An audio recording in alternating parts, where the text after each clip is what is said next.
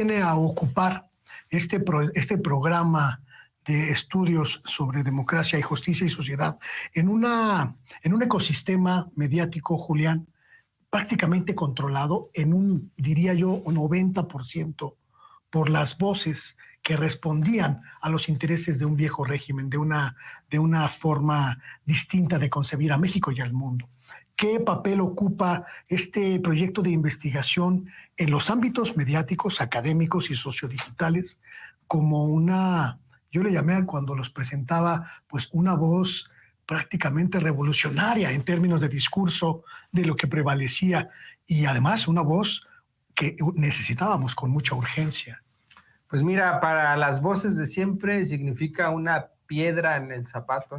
Puede ser que incluso una piedrita en el zapato, porque pues al final somos un programa muy pequeño, incluso dentro de la propia UNAM, dentro de la academia también somos un programa, un espacio muy pequeño, pero también yo creo que somos un balde de agua fresca para aquellas personas que también estaban esperando que desde la academia pues hubiese representación. Yo creo que eso de alguna forma representa, a ver, tenemos, y disculpa que empiece o que esté hablando de los proyectos, pero tenemos cursos, por ejemplo, hay uno que se llama para internautas combativos, y lo que buscamos también ahí, Luis Guillermo, es cerrar la brecha digital y tecnológica. No es posible que, por un lado, haya personas que sabemos usar perfectamente el celular, Twitter, por ejemplo, y hay otras personas que no saben usar esas cuentas. Y cuando nosotros hablamos de una disputa política, de una disputa social, necesitamos que las personas que no saben usar las plataformas, que no saben usar a veces los dispositivos móviles, aprendan y sean herramientas para la democracia. Una democracia sustancial no puede funcionar si no hay un pueblo informado, si no hay un pueblo activo, porque justo también la cuestión económica hace que haya esas brechas, ¿no? Que se escuchen voces más fuertes que otras. Y si bien tenemos esta oleada que son las plataformas corporativas en contra, pues hay que usarlas a nuestro favor. Es importantísimo porque partíamos en este programa del planteamiento de la guerra que hay hoy en los espacios sociodigitales, en las redes sociales, en prácticamente todas las redes sociales, incluida esta en la que usted nos está viendo a través de Sin Censura Televisión en YouTube, que es esta disputa por controlar la percepción de la realidad que se manifiesta muy claramente en los medios de comunicación, pero que se ve muy, muy trastocada en las redes sociales, donde ya no solo prevalece la voz de los mismos de siempre, Julián. ¿Qué debemos entender de este momento histórico? Pues como decían algunos, polarización, o simplemente pues la justa colonización de la sociedad de la voz pública?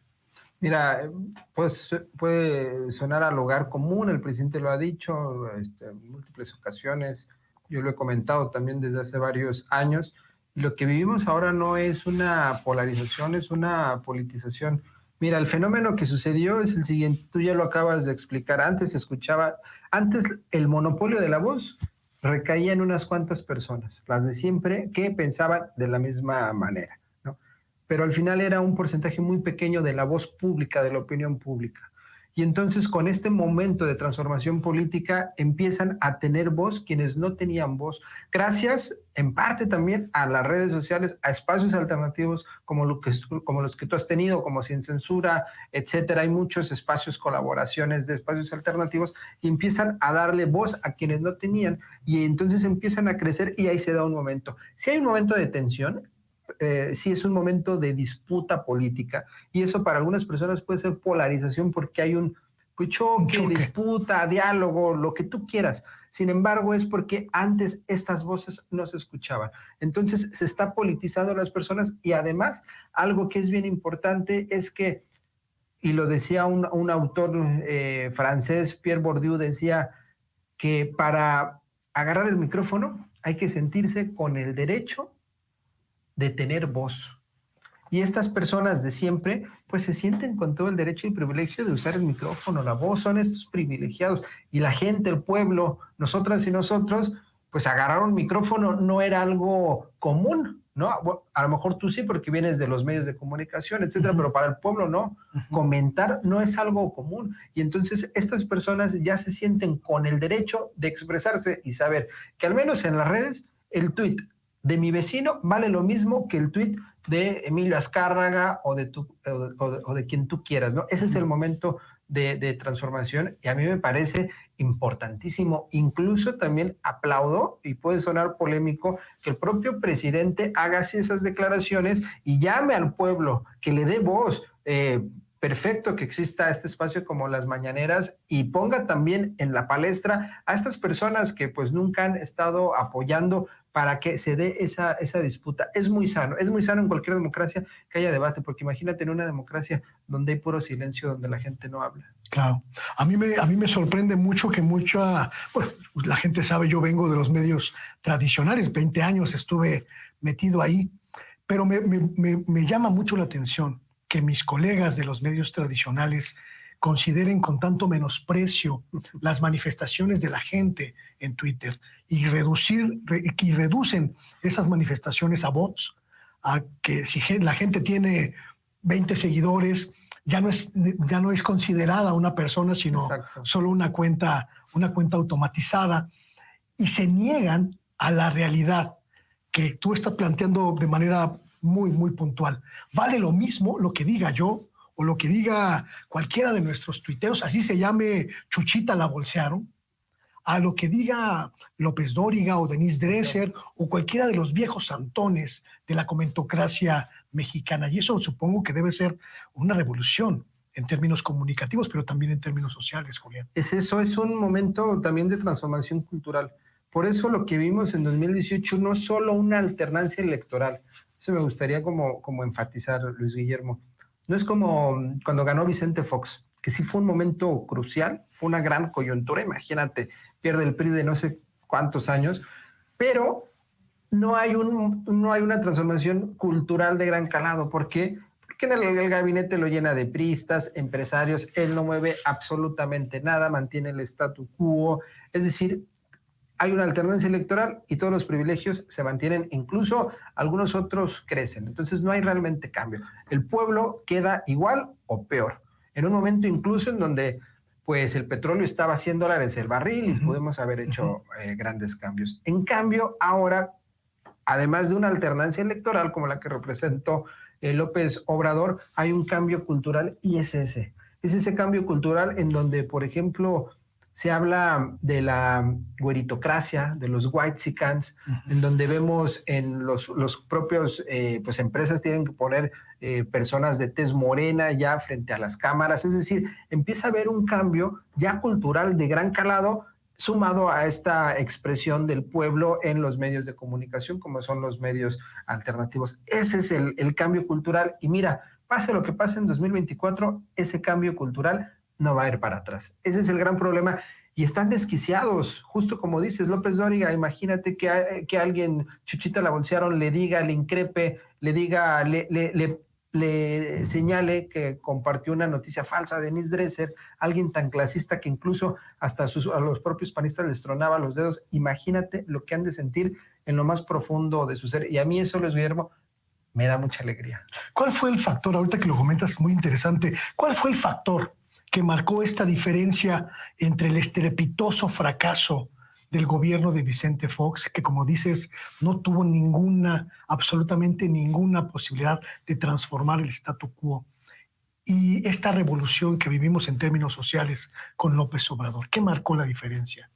La diferencia está en que el proyecto de la 4T no solo se reduce al carisma de López Obrador, sino que es un movimiento, podríamos decir, de transformación política que lo podemos anclar donde tú quieras. Hay unos que dicen en el 68, hay otros que dicen en el 77 con esta reforma electoral, hay unos que se van hasta las revolución o movilizaciones de los médicos, de los ferrocarrileros. Es decir, la podemos anclar donde sea, pero donde la anclemos es la ruta o es la lucha de la izquierda, del pueblo de México, la reivindicación social del pueblo de México. Y entonces es esa transformación que se da. Por eso es tan potente, porque estas personas, el equipo que acompaña a López Obrador, quienes hemos votado todas las veces por López Obrador, pues vemos un cambio y por eso es la transformación. No llegó un empresario como es Vicente Fox, que creo que fue gerente de Coca-Cola, ahorita está también en sus negocios. Llegó alguien que de verdad está volteando a ver al pueblo. ¿Cuántas veces ha visitado Oaxaca López Obrador en este sexenio?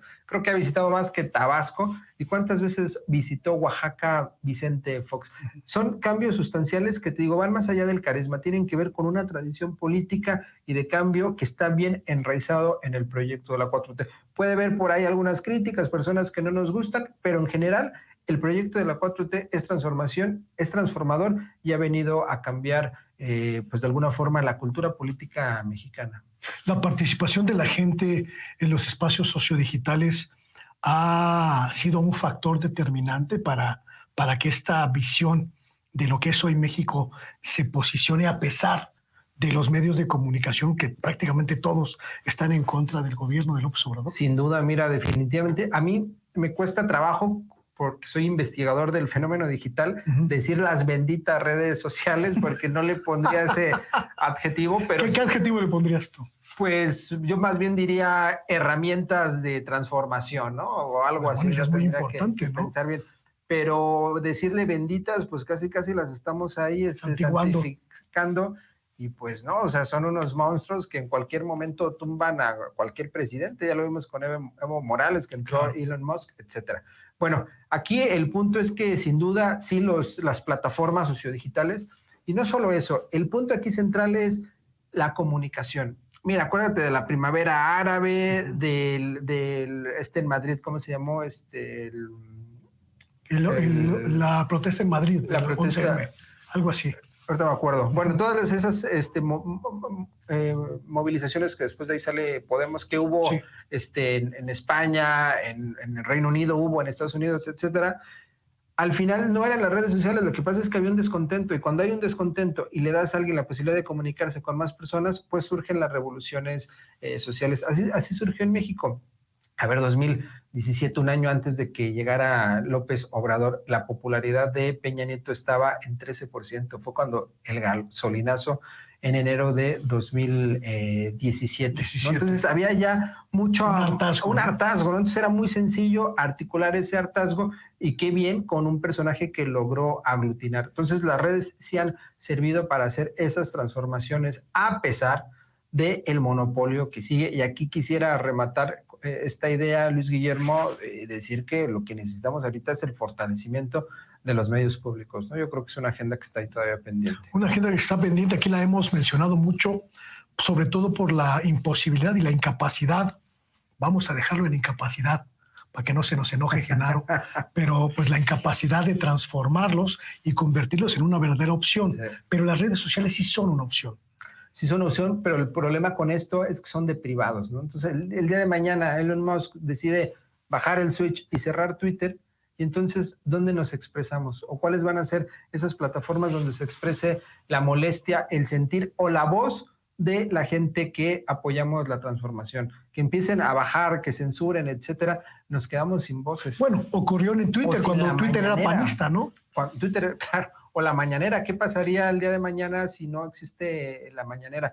Por supuesto que va a existir ese esquema de comunicación, pero a ver, la mañanera existe gracias al carisma de López Obrador. O sea, no puedes heredar el carisma, ¿no? Como dice Max Weber. Entonces, quien llegue, pues difícilmente va a tener esa potencia. Entonces, imagínate en un contexto donde no traes el carisma de López Obrador, donde tienes medios privados que son las plataformas que no las controlas, y donde el cerco informativo va a seguir con un debilitamiento. Tú ya lo dijiste, que concuerdo, no se ha logrado ampliar, fortalecer los medios públicos. Es un escenario complicado y no se ha visto, no se ha querido señalar.